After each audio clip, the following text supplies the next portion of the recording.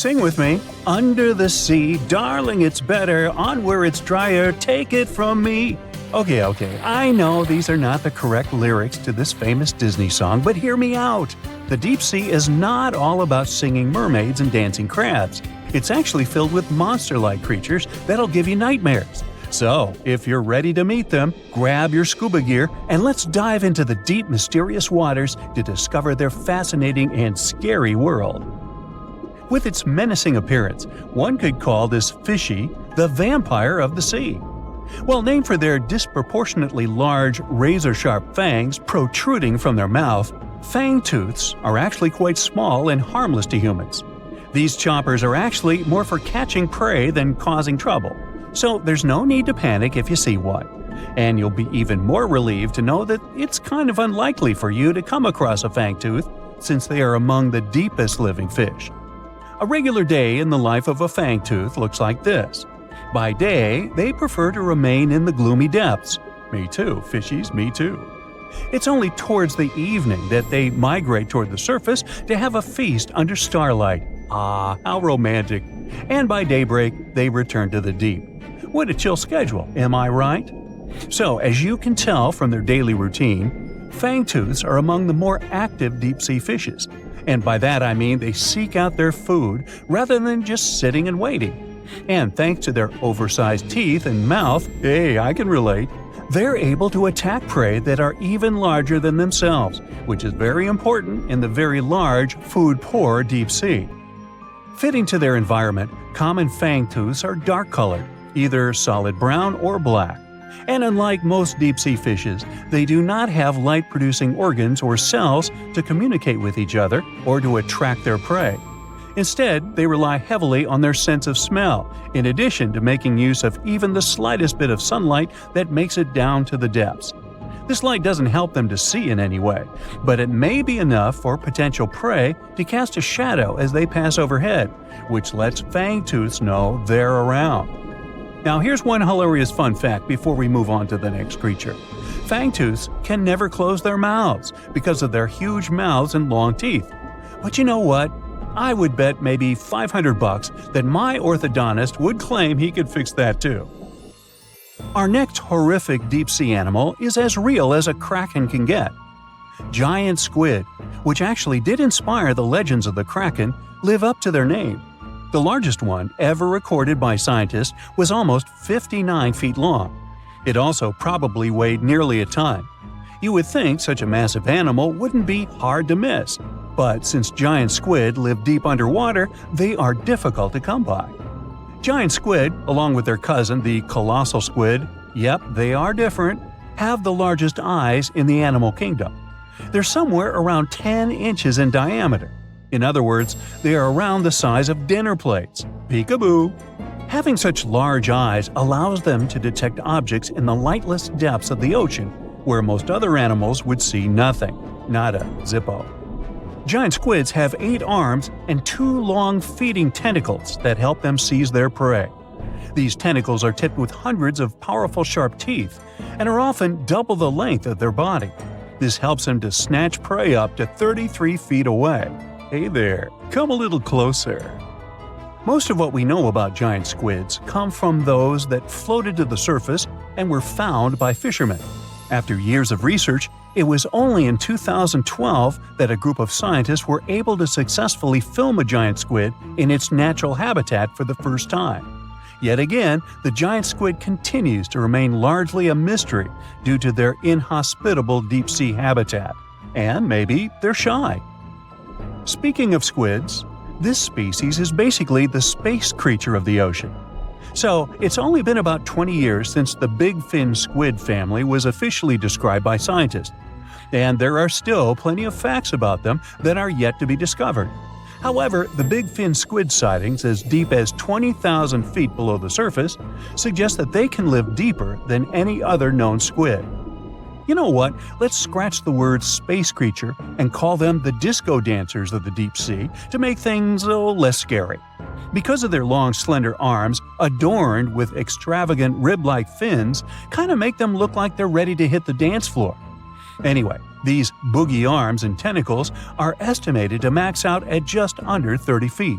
Aside from the estimations though, the largest known big-fin squid was actually 21 feet long, with 20 feet of that being its arms and tentacles. How exactly a big-fin squid uses them is still unknown, but scientists think they like to use them to trap prey that bump into them as they hang down in the water below their body or drag along the seafloor. There are only around a dozen confirmed big-fin squid sightings worldwide, so you can just relax, because the chances of you getting hugged by a big-fin squid are close to impossible. But I can't guarantee anything regarding your nightmares. Now, these are not one of your regular Jaws sharks. Let's start with the most strange fact about a frilled shark. It's considered a living fossil because of its primitive anatomic traits. That actually makes more sense once you learn that this species has been around for 80-some million years. So I have both good news and bad news. Frilled sharks live in the open ocean and spend much of their time in deep, dark waters far below the surface. However, they do feed at the surface of the ocean at night. When hunting food, they move like an eel, bending and lunging to capture their prey. And they can actually swallow it as whole, even if it is larger than their own size. This is all thanks to their long and flexible jaws, which are equipped with 300 recurved needle-like teeth. Okay, I am somewhat freaked out now. Unlike the rest of the deep-sea creatures I've talked about, frilled sharks might sometimes accidentally get caught in nets. So if fishing is your thing, beware. This telescope won't help you see the stars and the planets. With its protruding eyes and elongated body, this little swimmer looks like it's wearing a pair of underwater binoculars, hence the name the telescope fish. Found in cold, deep tropical to subtropical waters worldwide, they're known to be the species that undergoes one of the most drastic transformations in fishes. When the first larva was described in 1954, it was believed to be a new species rather than the larva of a telescope fish that were known to science since 1901. Despite the fact that they are only around 6 to 8 inches long, they're able to latch onto snacks that are bigger than their own size. That is thanks to their massive and highly stretching jaws, making up most of the size of their head. These large prey are then folded in half to fit in their expandable stomach. In 1925, scientists found a 5.5-inch long fish inside the stomach of a 3-inch long telescope fish, which they described as neatly folded. Despite all this, their cylindrical tube-shaped eyes are still the most fascinating and bizarre features of telescope fishes. Their specific shape increases light collection to help them detect their prey's weak bioluminescence even from a distance. But although their eyes are good for seeing things in the twilight, they're especially great at seeing silhouettes from below. That's why they orient themselves vertically in the water. Now, I have to admit they look kind of cute if you ask me. Sort of like uglier versions of Minions. Yeah, right? It's a perfect summer day.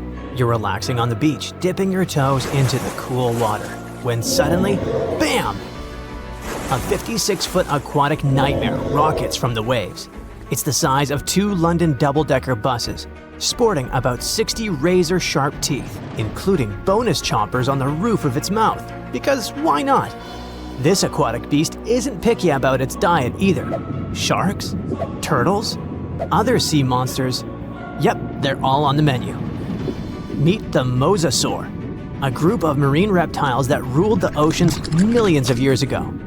If you've seen Jurassic World, you'll recognize them as the stars of that epic moment when a massive creature leaps out of the water to snatch a great white shark like it's sushi. That's a mosasaurus, and it's every bit as terrifying as it sounds. Recently, scientists stumbled upon a fossil of one of those marine monsters in, of all places, Mississippi. Yes, Mississippi, the land of magnolias and catfish. Turns out it's also home to ancient sea dragons. This discovery was a happy accident. A team of geologists was mapping the terrain in east-central Mississippi when they noticed something strange poking out of the ground. It wasn't a rock or a seashell. It was a vertebra, and a massive one. In fact, it was so large it barely fit in the hand of the scientist who found it. The fossil likely belonged to the largest known species of mosasaur, the Mosasaurus hoffmanni. Now, the biggest mosasaur ever found clocked in at a staggering 56 feet long. This new specimen hit a solid 30 feet at least, and while it might not break the world record, it certainly makes the crown for the biggest mosasaur ever discovered in Mississippi.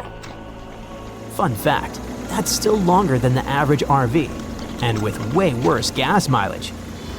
To be fair, the Mississippi Museum of Natural Science already had a couple of mosasaur fossils in its collection. But this newcomer might just steal the spotlight. And this isn't an isolated incident. In 2015, paleontologists unearthed the skull of a 24-foot-long mosasaur in North Dakota. Years later, a private fossil hunter, yes, that's a thing, found an equally huge mosasaur in Texas. Well, its jaw at least. These sea monsters, also known as sea dragons, by the way, actually have one of the wildest origin stories in paleontology. The very first skull was found way back in 1764 in a chalk quarry in the Netherlands.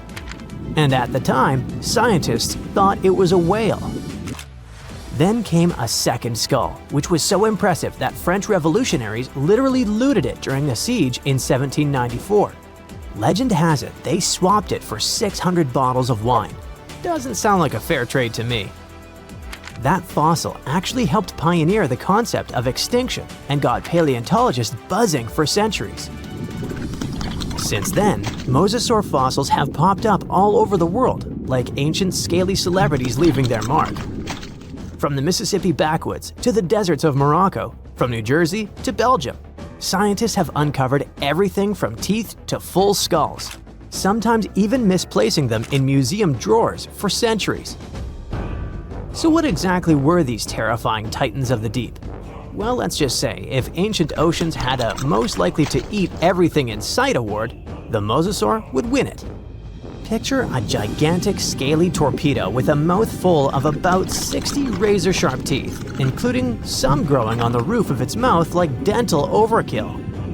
It had a long, muscular tail for propulsion and 4 paddle-like limbs that worked like turbocharged oars, letting it cruise through warm, shallow seas like a reptilian speedboat. Scientists believe they were close relatives of modern monitor lizards and snakes, which honestly just makes both of those animals way more terrifying.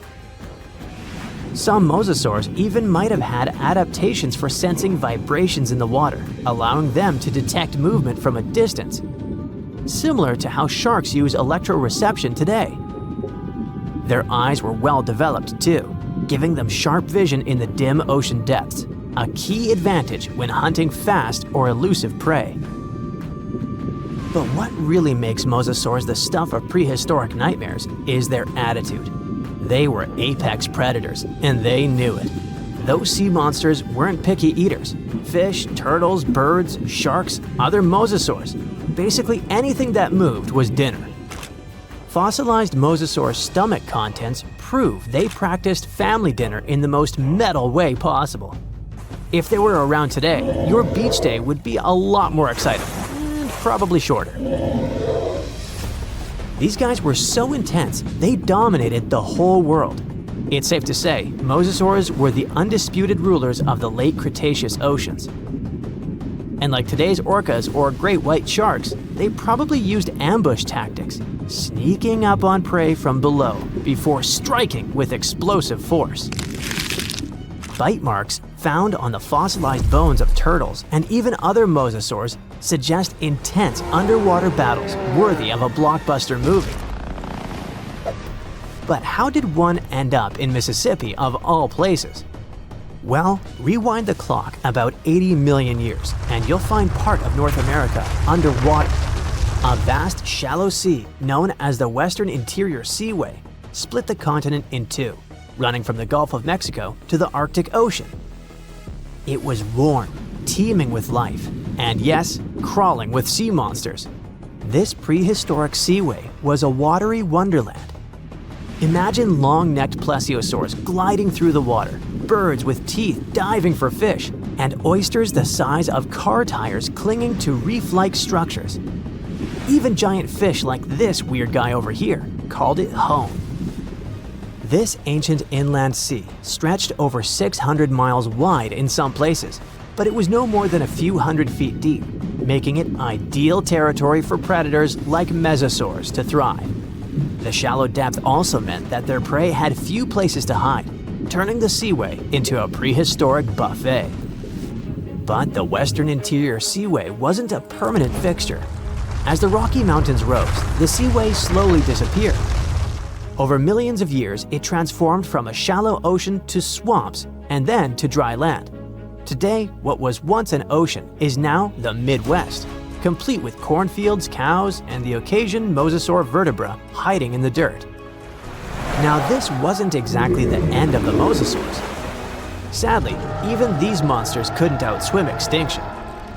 Those massive sea beasts met their watery grave around 66 million years ago, when Earth got an unwelcome visitor, a 10-mile-wide asteroid. When that space rock slammed into what is now Mexico's Yucatan Peninsula, it unleashed destruction on a planetary scale. The impact triggered massive tsunamis, set forests ablaze, and shot so much debris into the atmosphere that sunlight was blocked out for months, maybe even years. This impact winter plunged Earth into a deep freeze. With sunlight gone, plants couldn't photosynthesize, and the food chain collapsed like a house of cards. On land, plant eaters starved, and predators like T-Rex soon followed. About 75% of all species on Earth disappeared. But don't think the oceans were a safe retreat. The seas were hit just as hard, if not worse. First came the mega tsunami that devastated marine life along coastlines. Then, the real villain arrived. You see, without sunlight, phytoplankton, those tiny microscopic plants that serve as the foundation of the marine food web, perished. With them went zooplankton, small fish and filter feeders. And when the buffet dried up, the big predators like the mosasaurs went hungry. No food, no future. With plunging temperatures and ocean acidification, even the ocean's top predators couldn't survive. Mosasaurs, along with plesiosaurs and ammonites, were wiped out in the blink of a geological eye. So ended the reign of sea monsters. The good news is that you can now swim at peace knowing that no sea dragon will ever come at you. I mean, it's a bummer that they went extinct, but let's be honest, beach days are way more relaxing without 56-foot lizards crashing the party. Around 150,000 years ago, the dragon men, with huge skulls, square eye sockets, and enormous teeth, used to roam the frosty forests of northern China. They didn't get their name after fire-breathing monsters, though, but after a river where construction workers accidentally found the first skull in 1933. The skull that came from the river mud was large and nearly complete, with an elongated cranium and a heavy brow bone. It must have looked so crazy that the worker who found it decided to hide it for years in an abandoned well. Before passing away in 2018, he told his grandchildren about his secret find, and they rushed to the well. Scientists got their hands on the skull only in 2021. They noticed an odd mishmash of features. A squat and wide skull, like in ancient hominins, a tooth with 3 roots that you'd rarely see today, and at the same time, delicate cheekbones, which are common now. To identify the find, a team of scientists studied 95 old skulls, jawbones, and teeth from different ancient human groups. They carefully examined over 600 details on these fossils to understand how these ancient humans were related. Then, they used a super powerful computer to create billions of family trees showing how these groups evolved over time. The goal was to find the simplest path of evolution, which most scientists think is the most likely way things happen. After all the calculations, the tree showed that the dragon man skull belonged to a new branch of ancient humans, and it turned out to be very closely related to modern human mammals. Researchers found out that the skull belonged to a man who lived at least 146,000 years ago in East Asia. Back then, modern humans, or Homo sapiens, lived alongside other human-like relatives like the Neanderthals and denisovans. The discovery of the Dragon Man, or Homo longi, as they also call him, could rewrite the story of human evolution. It might be closer to modern humans than even the Neanderthals. We just had no idea what his face looked like until now. A scientist from Brazil created a 3D digital model of Dragon Man's face based on his skull. Since some parts of the skull were missing, he used a complete skull from another ancient human, Homo erectus, to fill in the gaps. He then used special scans from modern humans and chimpanzees to figure out how the skin and muscles would fit on the skull. To make the model look more realistic and lifelike, the scientist also added hair and colors to bring Dragon Man to life. The final model showed that Dragon Man had the biggest head of any ancient human ever found, nearly 26 inches around. That means his skull was as big as a gorilla's, or even a lion's. Scientists believe that his generous size may have helped him survive the freezing cold winters of Harbin, where they found the skull, and where temperatures still drop to only 3 degrees today. Now, not all scientists agree that Dragon Man is a completely new species or where it belongs in the human family tree. Some experts think the skull's unique features might just be because of its size, rather than proof that it's a distinct species. People from the same species can look different based on their age, gender, where they lived, and how old the fossil is. Some scientists compare it to another skull found in China, which is considered part of another already well-studied species. Then there's the mystery of the denisovans, an ancient human group that lived in Asia for thousands of years but left very few fossils behind. The closest match to Dragon Man might be a broken jawbone found in Tibet in 2019. Some scientists believe that means Dragon Man could be a denisovan, but others aren't so sure because the Harbin skull has no jaw to compare it to. Scientists first discovered denisovans in 2008 when they found a small piece of a finger bone in Denisova Cave in the Altai Mountains. They learned that the bone had belonged to a little girl who was between 5 and 7 years old when she passed away around 40,000 years ago. The freezing weather in the cave had kept the bone in excellent condition.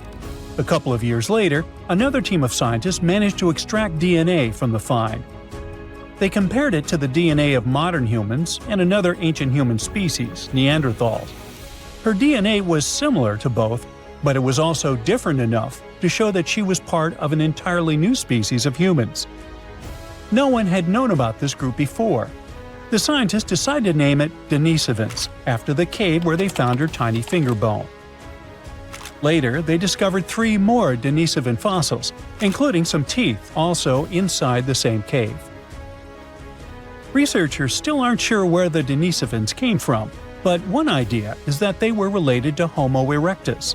These were the earliest humans who looked a lot like us, with long legs and shorter arms, making them great walkers. About 700,000 years ago, some of them left Africa and traveled all the way to Eurasia. They became the great-great-great-grandparents of both Denisovans and Neanderthals. Around 370,000 years ago, these two groups split up. Neanderthals went west to Europe and Western Asia, while Denisovans went east to East Asia and Southeast Asia. Some Denisovans even made it to the Philippines, Papua New Guinea, and beyond, crossing the Wallace Line, which separates Asia from Australia. More recently, scientists studied the DNA of many people from Southeast Asia and found that Denisovans might not have been just one group of ancient humans, but 3 distinct kinds. One of these groups was as different from other Denisovans as Neanderthals were. Some Denisovans may have lived longer than the Neanderthals, who disappeared around 40,000 years ago. A study suggests that one group of Denisovans lived alongside modern humans in New Guinea until at least 30,000 years ago, and maybe even as recently as 15,000 years ago. If that's true, they were the last humans on Earth besides us. This surprising discovery is part of a growing number of finds showing that ancient Asia was full of various versions of humans, including the newly discovered kind in the Philippines. Scientists now realize that the islands of Southeast Asia were a hotspot for early humans. They believe learning more about early humans could help them better understand the genetic properties of people in Indonesia and neighboring regions, and even improve healthcare in the region. Researchers found special clues in their DNA that show ancient human groups split apart an exceptionally long time ago. When Homo sapiens traveled from Africa, they formed families with other early humans and passed small pieces of those ancient relatives' DNA down through the generations. Scientists still don't know for sure why denisovans and Neanderthals disappeared while Homo sapiens survived. One plausible reason is that Neanderthals and denisovans lived in small, close-knit groups, which may have caused health problems over time. Our ancient ancestors lived in big groups with more genetic variety, which helped them stay healthier and adapt to changes. Another big advantage was that Homo sapiens had strong social networks. They shared innovative ideas, tools, and survival skills. In the end, denisovans couldn't handle the tremendous changes happening on Earth and slowly disappeared.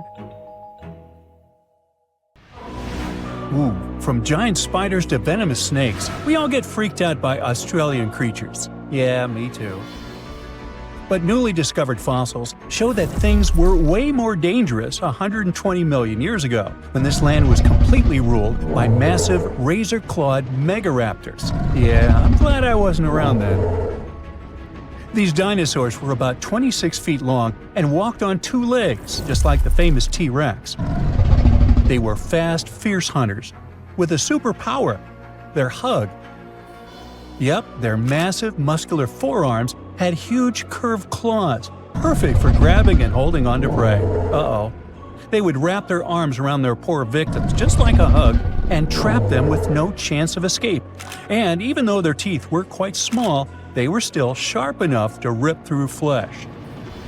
The first time we heard about mega-raptors was in the late 90s, when a paleontologist discovered their fossils in the region of Patagonia, Argentina. Since then, no one has ever found a complete skeleton, only fragments. But probably the most important one yet was uncovered in Australia at the beginning of this year. Researchers were exploring Victoria's stunning coastline when they stumbled upon mega-raptor fossils. First, they spotted bones from its lower legs and a few vertebrae washed up on the beach. Even though they were working with just a couple of fragments, a deeper analysis confirmed that these belonged to a mega-raptor. And not just any mega-raptor, it was the oldest one ever discovered. This discovery gets even more exciting because it adds weight to the theory that these dinosaurs might have originated in Australia. But we already knew that they roamed the land down under since early 2023, when researchers found the top of a mega-raptor skull in the country. So let's rewind a bit. We first found their remains in Argentina, right? Right. But then, years later, researchers found fossils of the same family of dinosaurs on the other side of the world, in Australia. If the ones in Oceania were older, how did these creatures end up in South America? Of course, they didn't fly there. They didn't cross continents by swimming either, although there is a theory that they could swim. Remember, we're talking about the dinosaur era, which happened millions of years ago. And back then, Australia and Argentina were actually pretty close. Basically, they were one. Both lands were part of the supercontinent known as Gondwana, and they were connected through Antarctica. Wait, but wasn't this path freezing? I mean, yeah, these dinos had to pass through Antarctica to get to their destination, but they weren't freezing their tails off. This all happened during the mid-Cretaceous period, when the weather was super warm. Back then, the poles were covered in plants, not ice. So let's just say they took full advantage of the good weather to make the crossing. Now, about 180 million years ago, Gondwana started to break apart. At some point, Australia drifted away from the supercontinent, cutting it off from other landmasses, including South America. That's why the same dinosaurs showed up in completely different parts of the world. Mystery solved. Now, let's get back to that recent discovery. The researchers didn't just find a few traces of mega-raptors on the beach. In total, they uncovered 250 dinosaur bones at the site, but only 5 of them were really important. They belonged to 3 different species of dinosaurs that, as it turns out, all lived in Victoria at the same time. So yeah, we've already talked about those first two bones. They were from the mega-raptor. Next, we have a shin bone from a onenlagiine. That's my best shot at pronouncing it. It's a dino also known as the southern raptor. This is a type of dromaeosaur with a long snout. And the last two shin bones of different sizes came from a Carcharodontosaurus, whose name means shark-toothed lizard. This one is a particularly big deal for two reasons. Number one, it's the first evidence that this species lived in Australia. And number two, it was small, and that is pretty surprising since we've always thought of this species as being massive. Fossils found in Argentina, for example, show this dinosaur reached a length of about 36 feet. But the one in Australia was much smaller, measuring only around 6 to 10 feet long. And that's still plenty big. Basically, what we're saying is that the way predators were ranked in these two parts of the world was completely different. In South America, Carcharodontosaurs grew to massive T-Rex-sized giants, towering over mega-raptors and dominating the landscape. But in Australia, it was the complete opposite. There, huge, powerful mega-raptorids roamed the land alongside smaller Carcharodontosaurs. So the predator dynamic was different. And all of this just shows how unique the ecosystem in Victoria was back then. Although isolated dinosaur bones have been found in Western and South Australia, most of the fossils come from the eastern part of the country, like Queensland. And there, researchers dug up something really rare – a well-preserved dinosaur skull. The study shows that this bone belonged to the fourth discovered specimen of Titanosaur. This group includes those massive long-necked dinosaurs. They look like the Brachiosaurus, but some of them were even bigger, reaching 120 feet long. The skull, discovered in 2018, belongs to this guy, whose pronunciation is above my pay grade, and the research points out that it roamed the Earth around 98 million years ago. Thanks to this find, scientists were able to recreate for the very first time what its face might have looked like. Probably after checking out the illustration, they thought, hey, it looks a lot like its cousin.